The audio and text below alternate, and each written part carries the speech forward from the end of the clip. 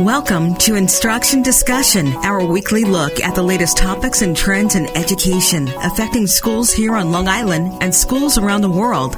Whether you're a teacher, parent, or student, listen for tips and strategies to help you navigate the educational landscape.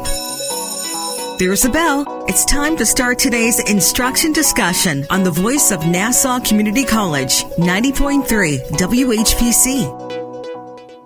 Hello, I'm Kevin Boston Hill, and welcome to Instruction Discussion, where each week we will examine a recent trend or development in education and its impact on Long Island.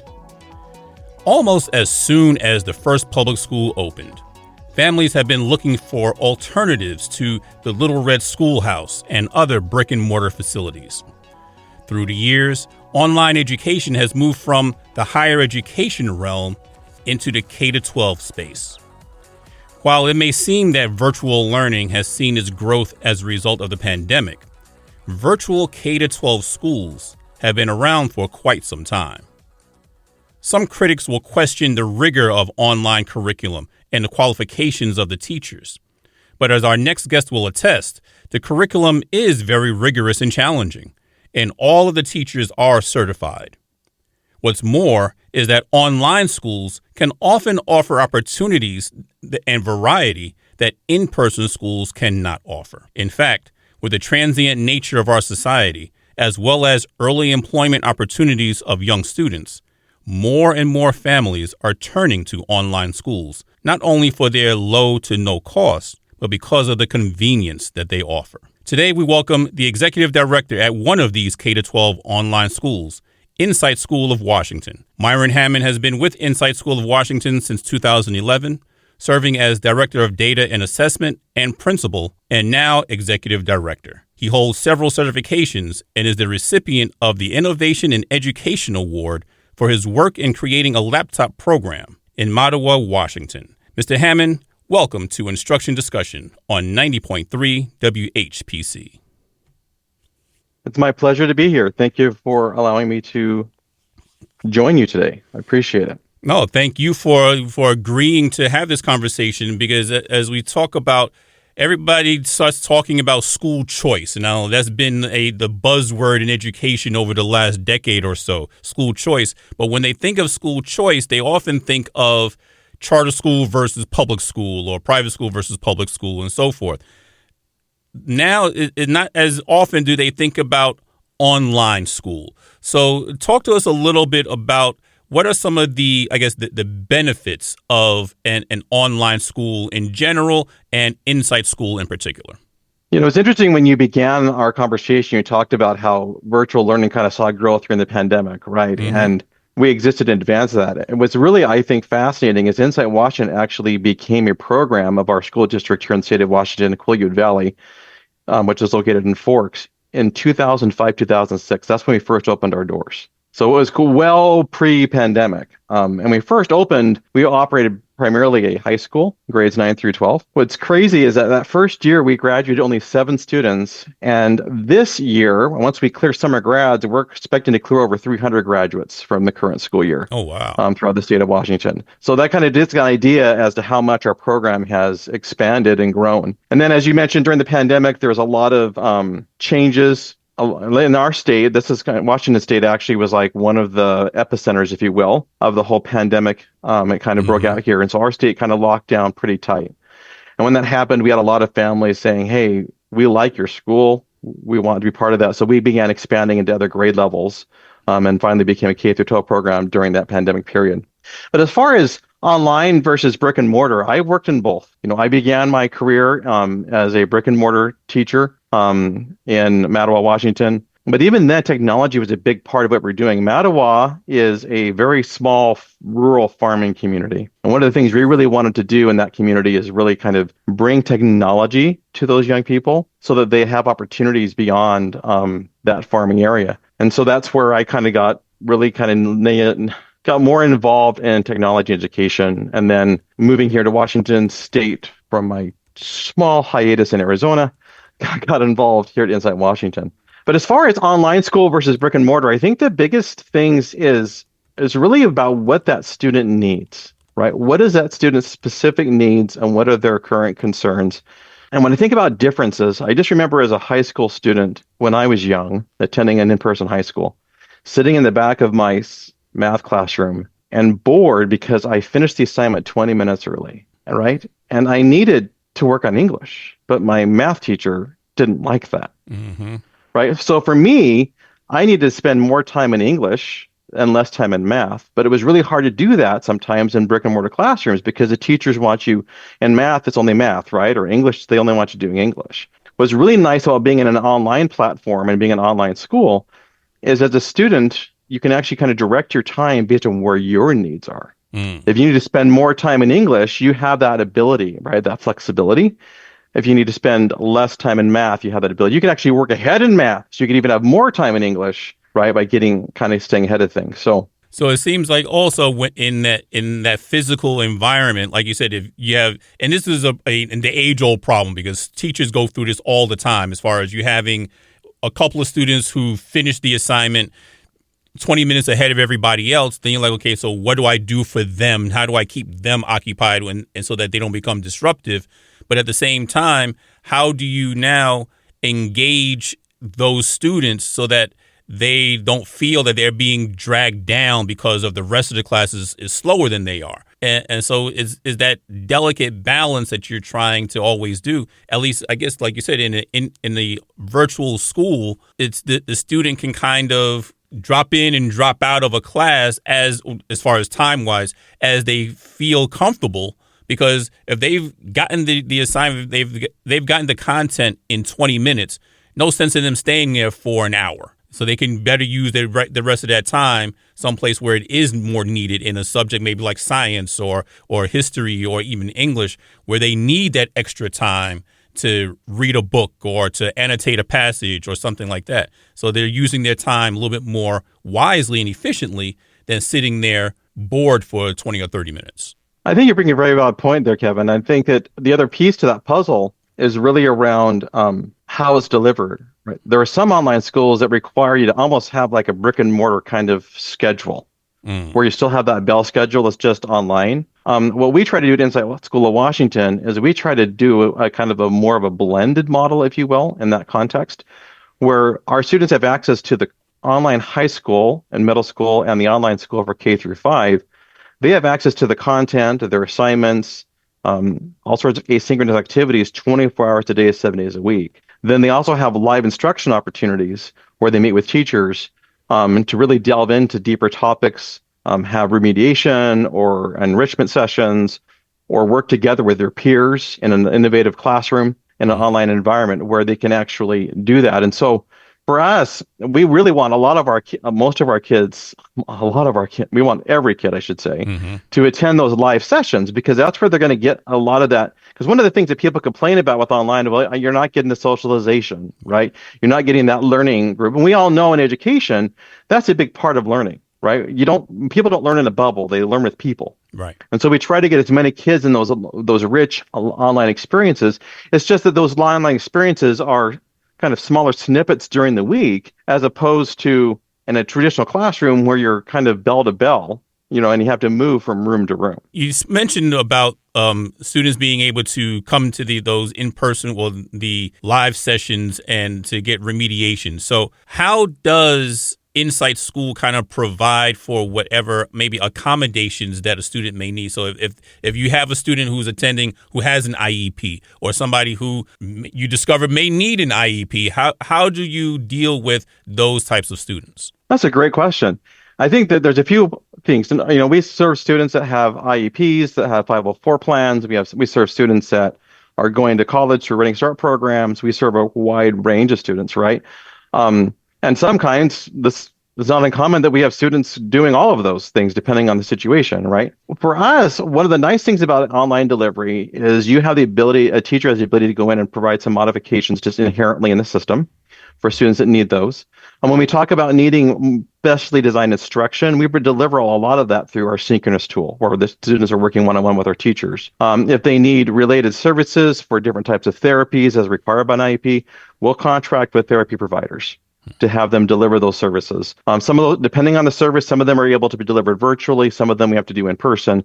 But we try to meet all of the students' needs because we're a comprehensive school. We're required to meet all of the needs that any other traditional school would do. We just have to think about it a little differently being in an online versus in-person environment. And I guess how does the curriculum compare to those in-person schools? I know you said that you work very closely with the Washington School District. So do they kind of approve your curriculum ahead of time, or is there an approval process? How does the curriculum of the Insight School compare to the other schools around in the district? So we're required to provide curriculum that meets all the same state standards every other public school in the state needs to provide. And that would be true for any online school that's operating in the public space, whether you're in New York, whether you're in the state of Washington, whether you're, in Georgia, right? Any public school has to meet those same standards. And so in our case, in the state of Washington, our curriculum, the vendor that we utilize for our curriculum has all been approved by the state of Washington through an approval process. And then our school district has to adopt and approve all the courses we're offering through the course catalog. Our school district has to adopt, because we're a school, right, of the Quilly Valley School District. And so our course catalogs and our handbooks all go through that school board for approval processes. And I guess the same would be true for as far as teacher certification goes, that when you vet the teachers, they have to come in with the same level of certifications that somebody in a district school would have. Yeah, all of our teachers have to be certified to work within the state of Washington and maintain Washington licensure as a condition of their employment. And that's really what's the best interest of students in a public school system, right? And making sure those teachers have that state, because we're a state school, making sure they meet all those state requirements that any other teacher would have to have. No, I think that's a very important point to bring up. I mean, it seems like it's an obvious point, but it's an important point to bring up because there are a lot of schools, whether they're charter schools or other or private schools, that kind of, I don't want to say circumvent the certification process, but they give allowances. And so that you can come in without having full certification as long as you're working towards it. And I think people really need to understand that even in this virtual setting, you have to come correct, right? You have to have all of your certifications in line or before you take a job as a teacher here. Yeah, and inside Washington, all of our teachers have to be certified on day one in order for them to work with our school. And so, a lot of that in our state, because that's a requirement of our state, but, across the country, there could be different requirements. But I would suggest that even when I worked in a charter movement in Arizona, that's one of the things we prided ourselves in. Even though we had the allowance to not do it, we wanted to make sure all of our teachers had that certification, because there's something to be said for going through and understanding pedagogy, understanding how, like when you referenced like accommodations and modifications, as a teacher, you need to really make sure that you understand what does that mean, right? What does an IEP mean? What does a Section 1204 plan mean? How do you adapt and how do you build your pedagogy to make sure you're meeting state standards and at the same time lifting students? Exactly. You are listening to Instruction Discussion on the voice of Nassau Community College, 90.3 WHPC. My name is Kevin Boston Hill, and our guest today is the Executive Director of Insight School of Washington, a K-12 online school, Myron Hammond. Let's get a little bit into a typical day, so to speak. What is the class size like? Is it as far as when you have the live sessions? Is there a cap on the number of people who can come into a particular class? What does a typical schedule look like for a student? Let's call them a high school student. So for a high school student, they typically will have, in our high school program, we operate on a trimester system, which makes us a little unique in the state of Washington. Most schools in our state operate on semesters, and we chose trimesters because we end up having a lot of students who come to us, because a lot of times students in high school, things kind of don't always go well for them, right? They're always looking for a chance, right, to make a correction or to self-correct. And having trimesters gives us the ability to self-correct quicker, because we offer a lot of our first semester courses traditionally, right? We offer those in trimester 1, and we'll often offer first semester and second semester courses in trimester 2. And then trimester 3 tends to be more second semester courses. But what that does is it means that if we have a student that say fails a course in trimester 1, they could pick up that course often in trimester 2 and not have to wait a full academic year, right, to be able to replace it. But as far as what a typical day looks like, students will have a learning plan that provides them due dates for all the asynchronous activities. So when they log into the online school, they actually will say, okay, here's all the tasks that have been assigned to me asynchronously. And then they'll have a list of what we call Class Connect or live sessions that student might attend. And depending on the student, right, if it's a student who has been identified for remediation, they may see a couple of remediation sessions, either math or language arts, right? If it's a student who has no remediation, they probably would only see their live class for that day or the 2 live classes they have. So it really kind of depends on that student because it tends to be more of a personalized experience for the student. What I think is really incredible is the online learning platform you use for those synchronous sessions for a student experience. It is really cool. It is very different than what we often experience. A lot of people have experience in going in Microsoft Teams or in Zoom calls, right, or Google Meet. The platform we utilize, which is called Engagely, is really innovative in that it acts like a traditional classroom in a lot of ways. So like in Teams, for example, or Zoom, we're all like in one huge space, right? Yep. When a student enters into the Engagely platform, they actually are seated at a table like they would in a classroom. And that by default, when they all come in, it's like whole group instruction where the teacher can talk to all the kids at every single table. And when the teacher wants to, let's say, have them work in groups, they can turn on table mode where they can only communicate orally with their peers. Okay. They only can hear their peers. They can always hear the teacher who's at the podium like you would in a classroom, right? But they only can hear their peers within that table. And in that table, they can do all sorts of things like screen share. They can do activities, have discussions. They can chat. They can draw on whiteboards, use other different tools, work on collaborative documents. And that's what I think is really cool as a teacher. In a classroom, when I used to teach, I used to like roam the room, right? When I had table groups going on, I'd kind of say, okay, what's going on over here in group A? What's going on over here in group B? You kind of just circle the room. As a teacher in the Engagely platform, I can actually circle the room. Yeah. I can actually peek into a table and listen to what's going on.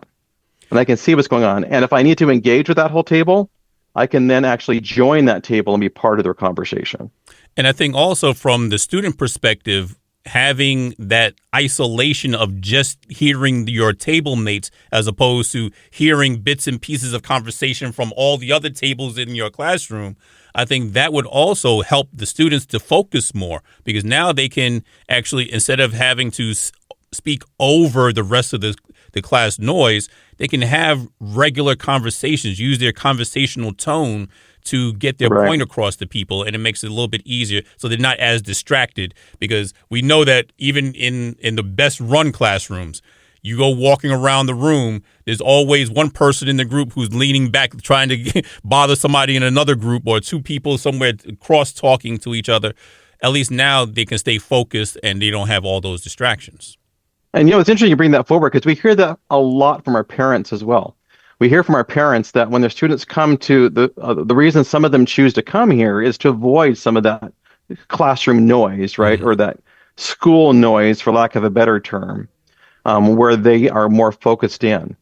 And it really makes a big difference, I think. And what I think is really cool is, let's say the individual does need to address the whole class. Within the Engagely platform, the teacher can put them on the podium so the whole class can hear them, right?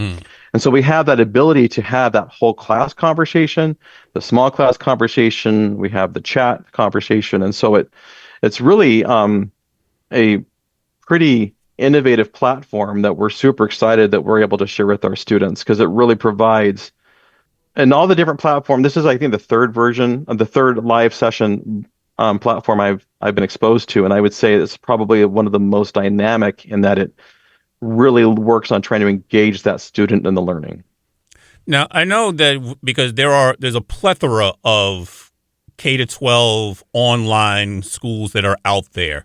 Some of them are associated directly with a school district such as yours. Others are more nationally based, so there'd be kind of like a for-profit model, if you will. So there are a variety of price points. Some of them, I guess, don't cost anything, whereas others, there is a cost associated with them. Where does Insight School fall on that continuum? Is there a cost for people to join, and who is eligible to be part of that? That's a great clarifying question. So we are a statewide public school in Washington State. So the first thing is, for eligibility, our students have to physically reside in the state of Washington because we are funded by state tax dollars. Gotcha. So what's one of the very first things is they have to actually physically reside in the state of Washington. And what happens in our state is attending our school is totally free of charge because we are a public school. And in our state, basically, the student, when they enroll Insight School of Washington, they actually enroll as a student of the Quileute Valley School District in Forks. And then they become that district student. And so all of their data for student performance, all of the school report card data, all of those pieces all kind of are housed within the Quileute Valley School District. And so it's really kind of, in our state, we're 100% publicly funded, and so there's no cost to the student. So the students, the families just have to reside within the state of Washington. They can be anywhere within the state and not necessarily within earshot of the school district itself. No. Well, I don't know if you've looked at a map of Washington State, but Quileute Valley is the top left-hand corner of the state. So it's up on the Olympic Peninsula. And our state is a pretty large state. And so, no, they don't have to live. We have some students that live in up near that area, but most of our students actually live, I would say, in what's called the Interstate 5 corridor, which it's like Seattle, Tacoma, Vancouver, Washington, up in Bellingham, that corridor. And then we have students in what's often referred to as the Tri-Cities, which is a major grouping of cities in eastern Washington. And then we have another probably pretty big group in the Spokane in eastern Washington. So we have our students are spread throughout the entire geography of the state. Got it. Now, for those listeners who may be thinking, oh, man, I don't live in Washington, so I can't be part of this. How can people find out about Insight Schools, whether they live within the state of Washington, or even if they may not live within Washington, but would the website they go to point them to someplace that they can look up for their particular state? No, absolutely. So we're part of the K-12 family of schools. K-12 is a national online school provider. So we're one of those schools. And so if they were to go to www.k12.com, there's a little enroll now button. If you click on that, or they click on the find a school link there, right there on the top of the page, they can look in their state and see if there is a free online public school that uses a similar technology that what we're describing here today. I think that would be No, go ahead. Yeah, because all of the schools that are on that are part of the K-12 family, we all used the similar like the Engage platform I mentioned. Mm-hmm. We're all using that platform, and so it's everything I'm discussing that's applicable to Insight Washington generally is applicable to all the other schools. Now, because each state has different regulations and each state has different rules, some of the enrollment thing can be a little bit different, right? Right. But the actual learning platform, and how students enroll is very comparable across all of our schools. And since we're talking about those things that are comparable, what are some of the items, the quote unquote school supplies that families would need in order to participate in an online school? That's a great question. I think one of the biggest things is making sure you have strong internet connection right where you live. That's one of the biggest pieces because we're online. Everything can be delivered online, right? Having a computer is great. We do have an opportunity for students that qualify to get a computer provided by us, but that can vary from different school to school. And so we do provide computers to families. As far as materials, it's, what you would normally get for a child going to school, paper, pencils, those kinds of things. If they need anything specific, like a textbook or maybe some art materials, if our course requires it, we actually ship materials all to our families' homes. Okay. So once the courses get ordered, some of our courses are delivered entirely digitally. Some of the courses are not. If they're not delivered digitally, then will send them the materials directly to their homes at no cost to the family. That was going to be one of my other questions as far as textbooks, and because imagine in an ELA class or in a history class or even in a math class that you would have a physical textbook that might be used, but how would that be taken care of? I think like in a math class, they may send a digital book, although those of us of a particular age are used to having the physical textbook in front of us right. to be able to go through the problems and maybe even look in the back for the answers and everything. But so how do we, I guess, accommodate those families who are expecting or who would prefer to have a physical book as opposed to having their children spend extra time online looking up the things when they're trying to really kind of scale back the amount of time they spend on doing virtual things? That's a great question. I think, like I said, a lot of our courses do deliver physical materials. And if they don't, I know like the digital texts we have, they all allow the students, if they choose to print them and view them that way. If they choose to do that, they can certainly do that. And so we're able, I think almost every one of them, because a lot of them are delivered through PDF-like platforms where they can print them out. A lot of the, and in some cases, I'm just thinking like of my children who do not go to they don't go to online school. My personal children right now are not in online schools. They have been in the past. It really depends on what that student needs. But I know even in the school system that they're in, a lot of the stuff is delivered digitally. Yeah. I think you see that across a lot of schools these days, right? A lot of schools are delivering a lot of content digitally. It just is much easier than kids lugging big, huge books back and forth to school. No, I remember sometimes my backpack going to school was pretty heavy, and they were talking about back injuries, right, for kids who were carrying these heavy backpacks. So. Yeah, no, I totally agree with that. It definitely, because when you think about the typical history book, that was a good 15, 20 pounds. And then you throw on a science book, a comprehensive science book hardcover on top of that, and then an algebra book on top of that. Yeah, you're looking at a good 40, 50 pounds that these kids are carrying around with them all the time. So I think it is a good thing to have at least a digital version that will be sent out to everybody. But we could go on all afternoon with this conversation, and we would certainly like to thank our guest today, Executive Director for Insight School of Washington, Myron Hammond, for coming on to our show. It's been a pleasure being here. Thank you for having me. Once again, my name is Kevin Boston Hill, and thank you all for listening to Instruction Discussion right here on the voice of Nassau Community College, 90.3 WHPC.